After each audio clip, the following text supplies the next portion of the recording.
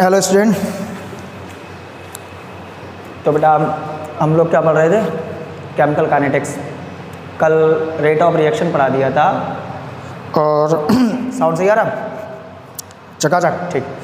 Rate of reaction पढ़ा दिया था और रेट ऑफ रिएक्शन में एवरेज रेट ऑफ रिएक्शन और इंस्टेंटेनियस रेट ऑफ रिएक्शन पढ़ा दिया था। इंस्टेंटेनियस समझ रहे कितना कठिन शब्द है। आज फिर हमने बताया था कि हम आपको पढ़ाएंगे rate of reaction in terms of stoichiometric coefficient. सही बात है। चलो भाई देखो, आज का टॉपिक है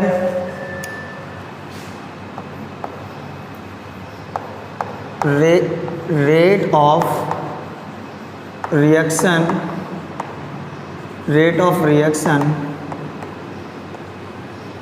इन terms of stoichiometric coefficient. Stoichiometric coefficient के टर्म में रेट ऑफ रिएक्शन क्या होता है? सर पहली बात तो हम यही जानते हैं स्टोइचियोमेट्रिक कोफिशिएंट क्या होता है। मुझे पहले आप ये बताओ। अच्छा, 2a + 3b गिव्स 3ab, जो भी है ये जो आगे गिनती लिखी रहती है 2 3 3, इनको बोलते हैं स्टोइचियोमेट्रिक कोफिशिएंट। क्या बोलते हैं? स्टोइचियोमेट्रिक कोफिशिएंट। बात समझ में आई? तो ये स्टोइचियोमेट्रिक कोफिशिएंट हो गए और इनके टर्म्स में हमें रेट ऑफ रिएक्शन सीखना है। सीखेंगे भाई। सपोज एक रिएक्शन है N1A + N2B gives N3C + N4D। ये एक रिएक्शन है और इसका रेट ऑफ रिएक्शन लिखना है। देखो रेट ऑफ रिएक्शन कैसे लिखते हैं। रेट ऑफ रिएक्शन होता क्या है? Change in concentration. एक बात जानो, जिस रेट से इसकी कंसंट्रेशन में चेंज होगा उसी रेट से इसकी भी कंसंट्रेशन में चेंज होगा, उसी रेट से इसकी भी कंसंट्रेशन में चेंज होगा और उसी रेट से इसकी भी कंसंट्रेशन में चेंज होगा।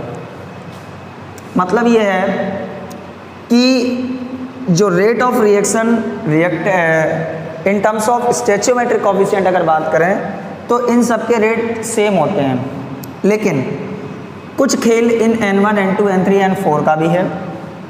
वो क्या बता रहे हैं? सबसे पहले रेट ऑफ रिएक्शन अगर ए के टर्म में लिखें तो del over d A, change in concentration of A upon change in time, equal, अभी बहुत कुछ लिखना है इसमें, change in concentration of B upon change in time, equal change in concentration of C upon change in time, equal change in concentration of D upon change in time.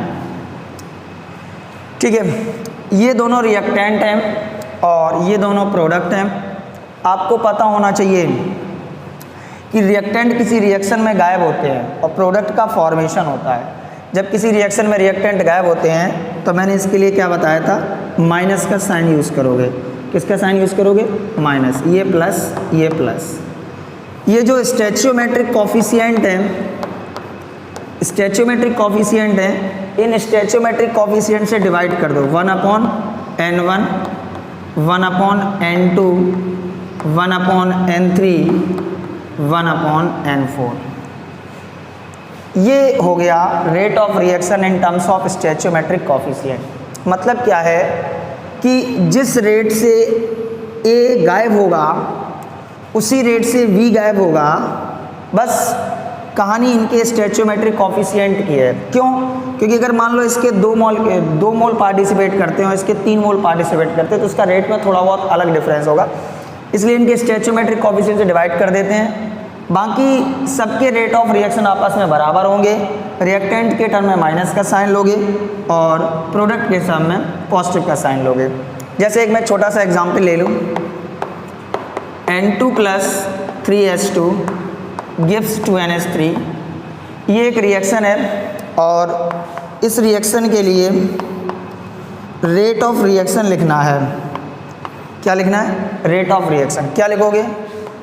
पहले change in concentration of N2 upon change in time equal to change in concentration of hydrogen upon change in time equal to change in concentration of ammonia upon change in time. ये reactant है तो minus का sign, ये product है तो plus का sign. इसका stoichiometric coefficient 1 है, कोई फर्क नहीं पड़ेगा। इसका स्टैचोमेट्रिक कोफिशिएंट 3 है तो 1/3 हो जाएगा। इसका स्टैचोमेट्रिक कोफिशिएंट 2 है तो इसका 1/2 हो जाएगा। तो सभी के रेट आपस में बराबर हैं, बस दिक्कत है स्टैचोमेट्रिक कोफिशिएंट की। तो कुल मिला के किसी भी रिएक्शन के लिए अगर आपको रेट ऑफ रिएक्शन लिखना है और उसमें स्टैचोमेट्रिक कोफिशिएंट है तो सबके आपस में रेट ऑफ रिएक्शन पहले बराबर कर दो।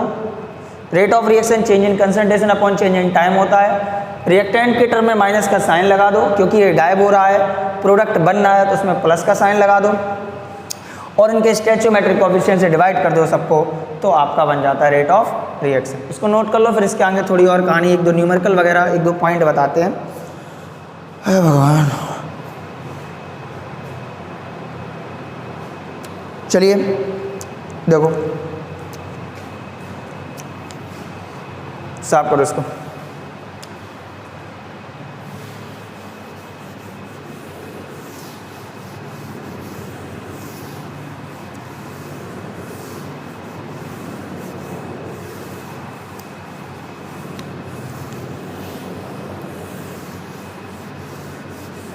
जैसे एक रिएक्शन ले लिया है 2A + 3B गिव्स 2C और 4D।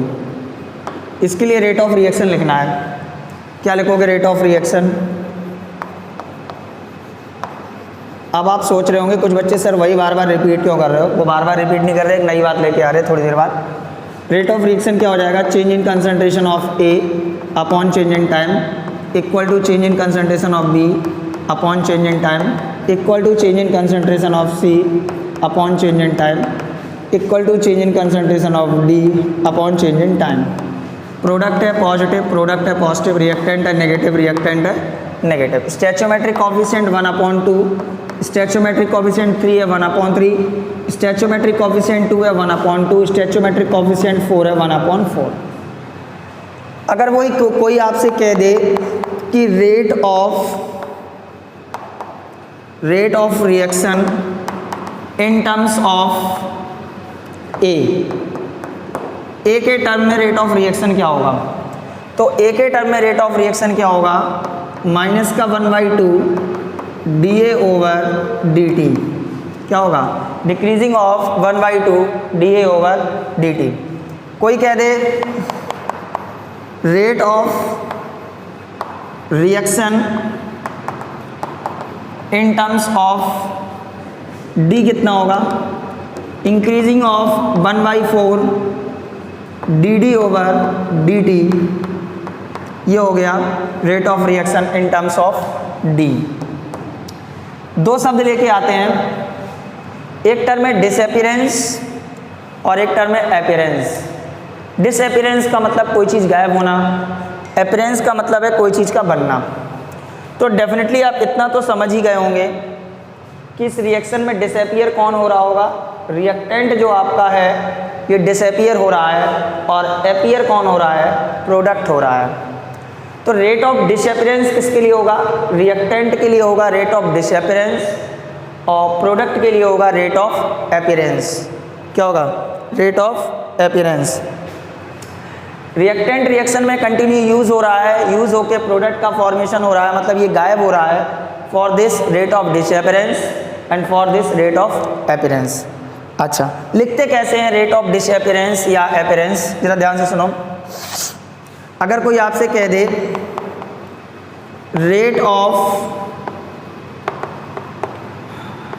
डिसअपीयरेंस ऑफ ए, देखो पहले ही टर्म लगा दिया है डिसअपीयरेंस। तुम्हारा मन है तो साइन लगाओ माइनस का, नहीं मन है नहीं लगाओ, कोई फर्क नहीं पड़ेगा।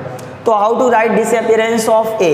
देखो rate of reaction in terms of A एक अलग कहानी है और रेट ऑफ डिसअपीयरेंस एक अलग कहानी है। किसी का रेट ऑफ डिसअपीयरेंस लिखा जाता है विदाउट स्टैचोमेट्रिक कोफिशिएंट। कैसे लिखा जाता है? Without stoichiometric coefficient. It's mean dA/dt। तुम्हारा माने तो साइन लगा दो, नहीं माने तो नहीं लगाओ, आपने खुद डिसअपियरेंस टर्म यूज़ कर लिया है। तो हमने क्या बोला कि रेट ऑफ डिसअपियरेंस और रेट ऑफ अपीयरेंस किसी के लिखे जाते हैं। अभी मैं आपको न्यूमेरिकल से इसको एक प्रूव भी करके दिखाऊंगा, करके भी दिखाऊंगा कि रेट ऑफ डिसअपियरेंस हमेशा लिखे जाते हैं विदाउट स्टैच्योमेट्रिक कोफिशिएंट। देखो रेट ऑफ रिएक्शन क्या था, -1/2 dA/dt। रेट ऑफ डिसअपियरेंस क्या, -dA/dt। चेंजमेंट आ गया है। अच्छा, अब आपसे कोई कहे कि rate of appearance, rate of appearance किसके लिए होता है, प्रोडक्ट के लिए।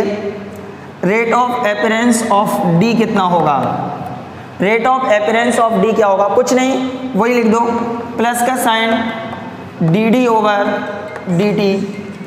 dd/dt इट्स मीन, इसमें क्या है, change in concentration of D upon change in time. तो हम यहाँ बोल सकते हैं कि ये भी विदाउट स्टैच्योमेट्रिक कोफिशिएंट लिखा है। इसका मतलब ये है कि रेट ऑफ डिसअपियरेंस और रेट ऑफ अपीयरेंस हमेशा लिखे जाते हैं विदाउट स्टैच्योमेट्रिक कोफिशिएंट, और रेट ऑफ रिएक्शन जो है वो लिखे जाते हैं विद स्टैच्योमेट्रिक कोफिशिएंट। इसको नोट करो, एक अच्छा सा न्यूमेरिकल लगवाते हैं फिर इससे रिलेटेड। ठीक है भाई, आगे बढ़े फिर। देखो एक न्यूमेरिकल लगाते हैं।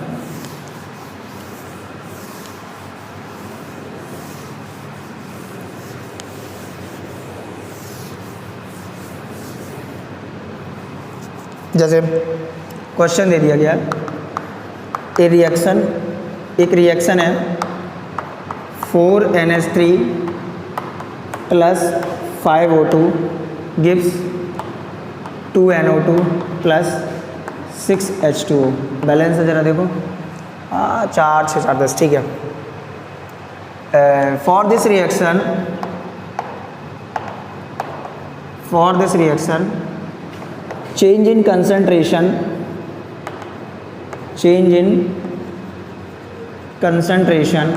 of NO2 is 2.5 mole per liter, 2.5 mole per liter in 20 seconds, then what is the question number first, rate of reaction, इस रिएक्शन का रेट कितना होगा। Question number second, rate of disappearance of ammonia. तीसरा है rate of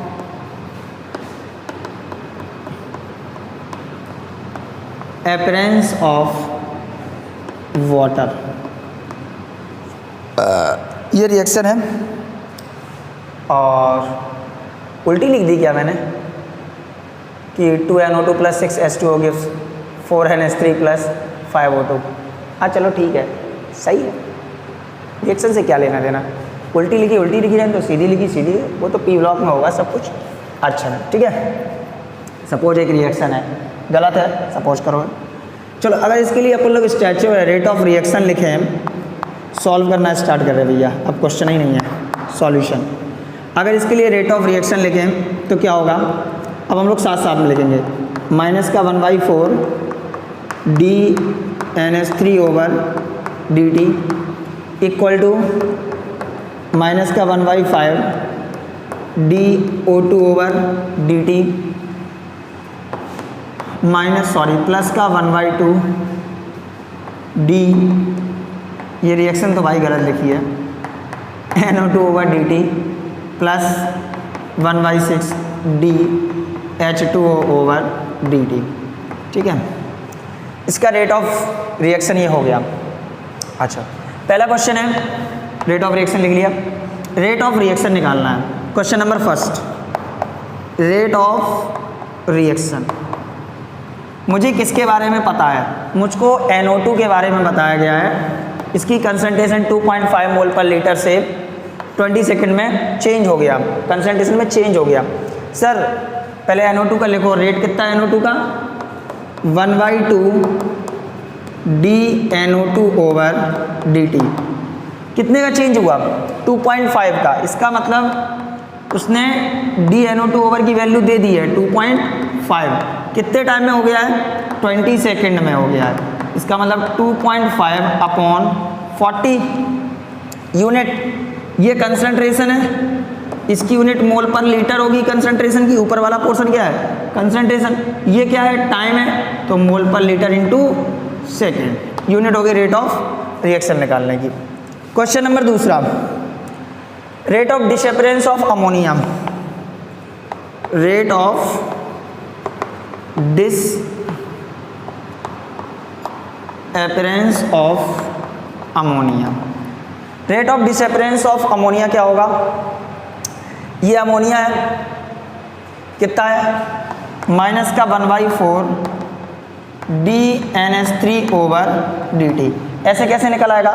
चला देखो, this equal to this equal to 1/2 DNO2/dt है कि नहीं? इस 4 को उठा के यहाँ ले जा सकते हैं? बोलो, 4 को उठा के लेके जा सकते हैं? ले जाना पड़ेगा। पूछो क्यों? इसलिए सर, क्योंकि रेट ऑफ डिसअपीयरेंस या अपीयरेंस हमेशा कैसे लिखा जाता है? Without stoichiometric coefficient. तो इसको जब विदाउट स्टैच्यूमेट्रिक कोफिशिएंट लिखोगे तो -DNS3/dt, 4 गया ऊपर, 4/2 DNO2/dt। देखो भाई, ये कट जाएगा 2 DNO2 मतलब change in concentration of NO2 कितना है? 2.5 अपॉन टाइम कितना है? 20। कितना आ गया? 2.5/40 विथ सेम यूनिट। अगला है, तीसरा नंबर है rate of appearance of water. अब मुझे वाटर का निकालना है। इसके अलावा मुझे किसका पता है? इसके बारे में हिस्ट्री पता चल गई, इसके बारे में पता चल गई। तो चाहो तो इन दोनों को आपस में बराबर कर दो, क्योंकि सब आपस में बराबर हैं। 1/6 DH2O/dt प्लस का 1/2 DNO2/dt। अभी ये रेट ऑफ अपीयरेंस बन गया क्या? नहीं बना। कैसे बनेगा? स्टैच्यूमेट्रिक इसका कोफिशिएंट खत्म करो, 6 वहाँ ले जाओ। कैसे करोगे? DH2O/dt 6/2 DNO2/dt। This cut by 3 × 2.5। DNO2 की वैल्यू कितनी है? 2.5। टाइम कितना है? 20। तो आपका हो जाएगा 7 सॉरी, मैं कुछ गलत कर गया क्या? सॉरी, यहाँ से कट करोगे ये 10 हो जाएगा। 7.5/20 सेम यूनिट, मोल पर लीटर इनटू सेकेंड। तो यहाँ से rate of disappearance, rate of appearance और रेट ऑफ रिएक्शन निकालना भी हम लोग सीख गए हैं। बात समझ रहे हो? किसी को कोई दिक्कत? नोट कर लो इसको 1 सेकंड में, फिर आगे बढ़ते हैं।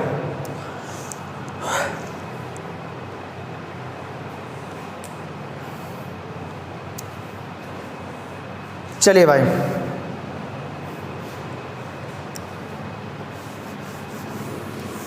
तो अपन लोगों ने रेट ऑफ रिएक्शन सीखा, एवरेज रेट ऑफ रिएक्शन सीखा, इंस्टेंटेनियस रेट ऑफ रिएक्शन सीखा, इसके ग्राफ खींचे, ग्राफ सीखे।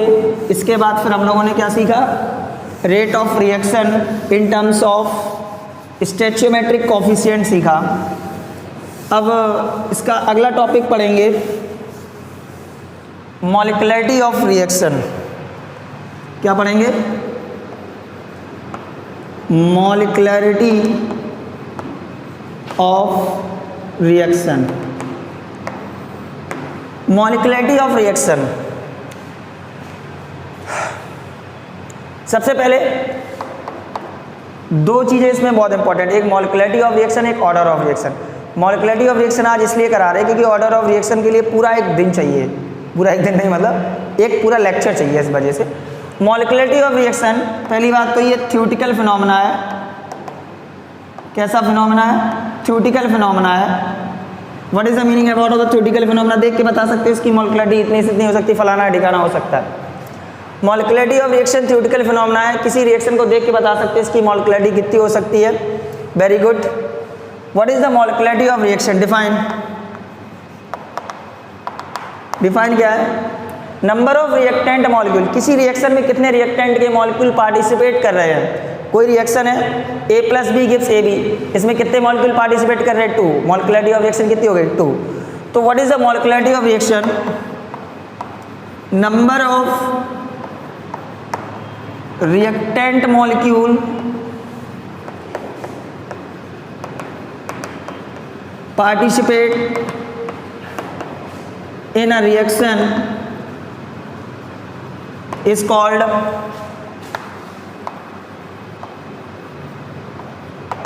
molecularity of reaction।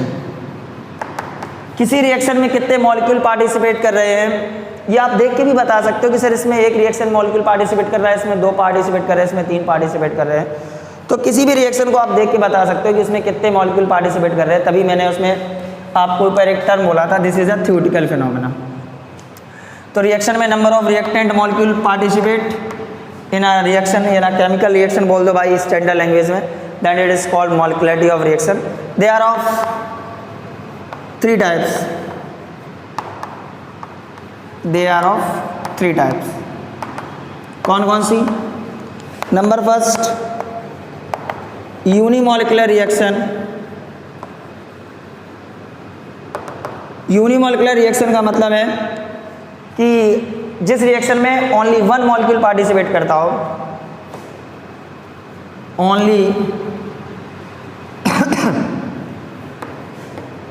1 molecule participate. जब किसी रिएक्शन में एक मॉलिक्यूल पार्टिसिपेट करता है तो इसको बोलते हैं यूनिमॉलिक्यूलर रिएक्शन। जैसे ये H2O2 है, ये आपका H2O प्लस नीसेंट ऑक्सीजन में टूट जाए, यहाँ पे एक मॉलिक्यूल पार्टिसिपेट किया है तो इसकी मॉलिक्युलरिटी कितनी हो गई? इसकी मॉलिक्युलरिटी हो गई 1। कितनी हो गई? 1। उसके बाद दूसरा नंबर है by molecular reaction. By molecular reaction का मतलब है अगर रिएक्शन में 2 मॉलिक्यूल पार्टिसिपेट कर रहे हैं, बाई का मतलब 2 होता है, 2 molecule participate in a reaction like H2 plus Cl2 gives 2HCl, 1 1 2। तो इसकी मॉलिक्युलरिटी कितनी हो गई? इसकी मॉलिक्युलरिटी हो गई 2 हो गई। नंबर थर्ड, देखो इजी चीज़ है, इस पर ज़्यादा एक्सप्लेनेशन ध्यान नहीं दे रहे इसलिए। Try molecular reaction. Try mall का मतलब 3 मॉलिक्यूल पार्टिसिपेट, 3 मॉलिक्यूल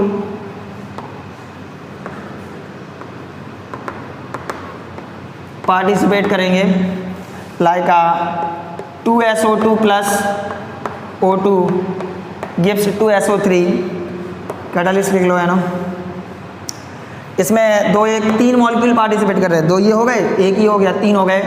तो इसकी मॉलिक्युलरिटी कितनी हो गई? 3 हो गई। तो मॉलिक्युलरिटी से मतलब है कि रिएक्शन में कितने मॉलिक्यूल पार्टिसिपेट कर रहे हैं, उसको बोलते हैं मॉलिक्युलरिटी। अच्छा सर आपने टेट्रा मॉलिक्युलर क्यों नहीं पढ़ाया, पेंटा मॉलिक्यूलर क्यों नहीं पढ़ाया? सुनो जरा ध्यान से। कोई भी रिएक्शन अगर यूनि स्टेप की है, for a uni step reaction, अगर कोई रिएक्शन एक स्टेप में कंप्लीट हो रही है तो मैक्सिमम मॉलिक्युलरिटी उसकी 3 होगी।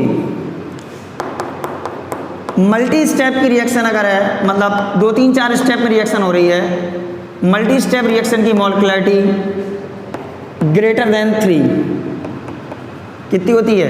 Greater than 3।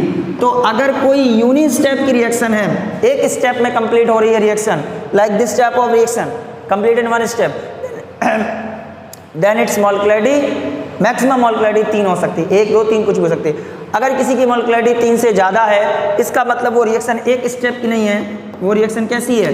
मल्टी स्टेप की रिएक्शन है। बात समझ में आई? ठीक है, नोट करो जरा इसको 1 सेकेंड में।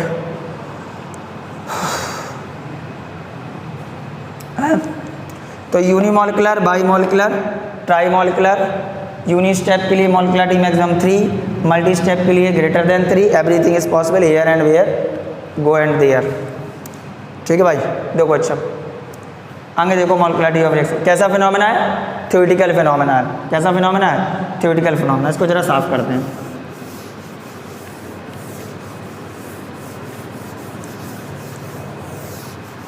मॉलिकुलरिटी और ऑर्डर ऑफ रिएक्शन में डिफरेंस पूछा जाता है, तो 2-3 डिफरेंस हैं, इसके पॉइंट सुनोगे उसके साथ बोलेंगे तो आपका डिफरेंस वहाँ पे क्लेरिफाई अच्छा होगा। पहली बात सुनो,